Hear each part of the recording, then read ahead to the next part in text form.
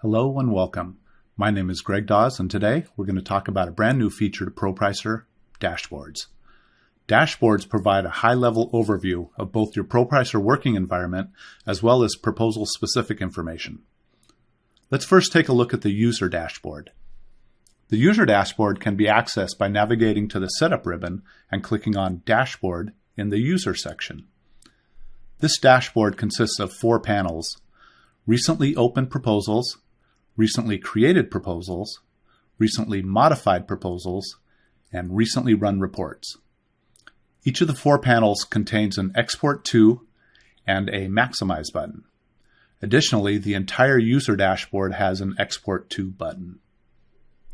In the Recently Run Reports panel, clicking Run next to a report will open its report options for the selected proposal in the navigation pane. In each of the proposals panels, clicking the Properties button will take you to the proposal properties of the proposal. Clicking the Open button will open the proposal in your default view.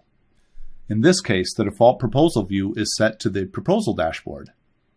Just like the user dashboard, the proposal dashboard consists of 4 panels, and each panel contains an Export To and Maximize button.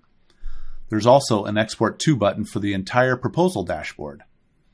The proposal dashboard consists of the Summary, Summary by Year, Views, and Summary by Type panels. The Summary panel displays high-level information about the proposal, such as the number of tasks and resources, hours, units, and cost information, as well as all of the proposal's indirect costs. The Summary by Year and Summary by Type panels display interactive charts about your proposal.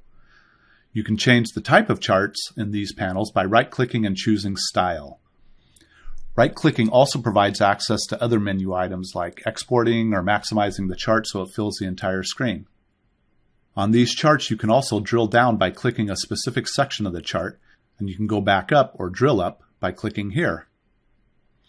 The Views panel provides quick navigation to the various proposal views. I'd like to point out that you can still access proposal views by clicking the Proposal ribbon and selecting the drop-down under Dashboard. I know that some of you are saying, but I like the default Task View for Contractor Edition or Data View for Government Edition that I'm used to seeing. Well, you can change the default proposal view by accessing the Setup ribbon and clicking Preferences in the User section. Currently, the user preference options include Proposal and Recent Lists.